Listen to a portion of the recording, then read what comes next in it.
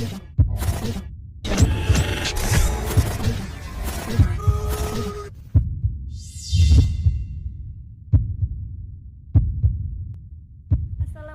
warahmatullahi wabarakatuh. Halo teman-teman, perkenalkan nama saya Isnul Latifah, NIM 201740205, kelas 3 PAIB dari UIN Profesor Kyai Haji Saifuddin Zuhri Purwokerto. Video ini dibuat dalam rangka memenuhi tugas mata kuliah administrasi pendidikan yang diampu oleh Bapak Zuhri Pamuji MPDI.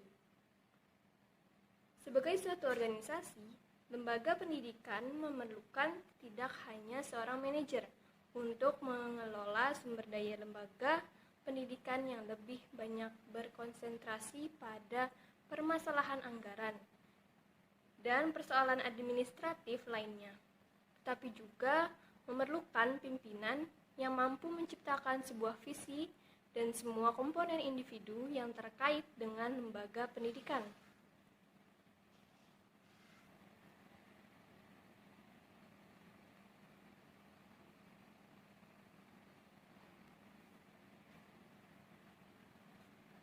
Kepemimpinan pendidikan berkewajiban untuk mengkoordinasikan ketenagaan pendidikan di lembaga pendidikan untuk menjamin teraplikasinya peraturan pada lembaga pendidikan.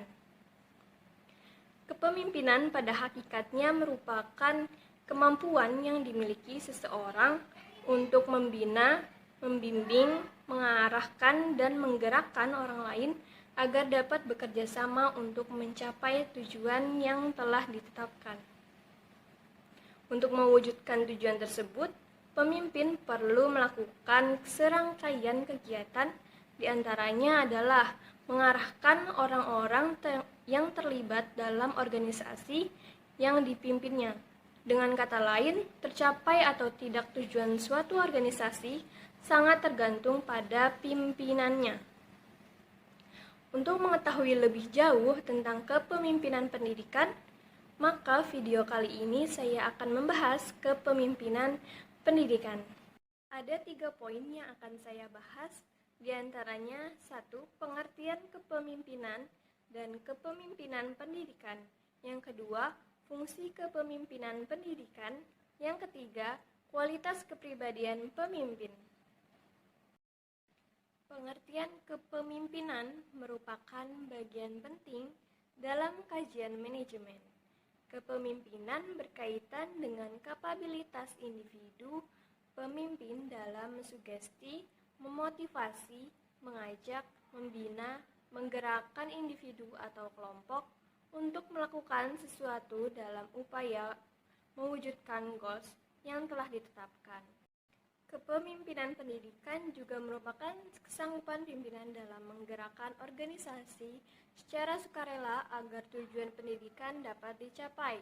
Kepemimpinan terkhusus dalam ranah kependidikan dimaknai sebagai kesanggupan seorang individu dalam membimbing, menggerakkan, dan mengarahkan anggota atau bawahannya berkenaan dengan implementasi proses pendidikan dan pengajaran dalam rangka mewujudkan tujuan yang telah ditetapkan. Nah, dari berbagai pengertian dapat dipahami bahwa leadership pendidikan berkaitan dengan kemahiran atau keahlian seorang pimpinan dalam memengaruhi dan mengarahkan para guru serta semua orang yang berada dalam naungan sekolah dan warga masyarakat agar secara aktif ikut berpartisipasi melaksanakan dan mengembangkan berbagai kegiatan pendidikan secara optimal dan berkesinambungan demi tercapainya tujuan pendidikan yang diinginkan. Poin selanjutnya yaitu fungsi kepemimpinan menurut Wahjo Sumijo adalah sebagai manajer, pemimpin, dan pendidik. Nah, sedangkan fungsi kepemimpinan yang dikutip Depdiknas Dirjen Pendidikan Dasar dan Menengah, fungsi dibagi menjadi 7, yaitu educator, manager, administrator, supervisor, leader, inovator, dan motivator. Educator dalam fungsi ini sebagai kepala sekolah menjalankan fungsi kepemimpinannya dalam hal-hal prestasi yang dimiliki para guru, kemampuan membimbing tenaga pendidik, kemampuan memberi contoh mengajar. Manajer, kemampuan dalam menyusun program, kemampuan dalam menyusun organisasian kepegawaian, menggerakkan staf, dan kemampuan menggerakkan dalam mengoptimalkan daya institusi pada lembaga pendidikan yang ditempati. Administrator itu kemampuan dalam mengelola segala administrasi yang menyangkut proses belajar mengajar. Nah, ada supervisor. Ini kepala sekolah bertindak sebagai manajer. Leader menjalankan tugas dan tanggung jawabnya sebagai inovator dan motivator.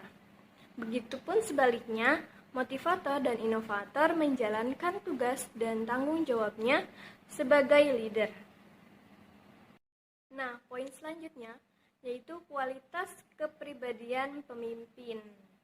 Kualitas kepribadian pemimpin yang ideal penting sebaiknya dimiliki oleh seorang pemimpin, tidak terkecuali pemimpin pendidikan.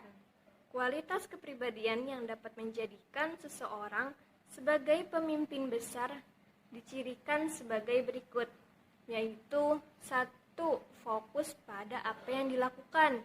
Yang kedua, memiliki rasa percaya diri yang baik. Yang ketiga, transparan pada hal-hal yang memang seharusnya jujur. Yang keempat, memiliki integritas tinggi terhadap komitmen. Yang kelima, dapat menginspirasi orang lain.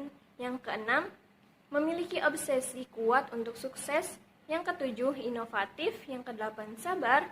Yang kesembilan, tidak sembrono. Yang ke-10, berpikiran terbuka. Sekian materi yang dapat saya sampaikan. Mohon maaf apabila banyak kekurangan. Semoga video ini bermanfaat untuk kita semua. Amin. Terima kasih. Wassalamualaikum warahmatullahi wabarakatuh.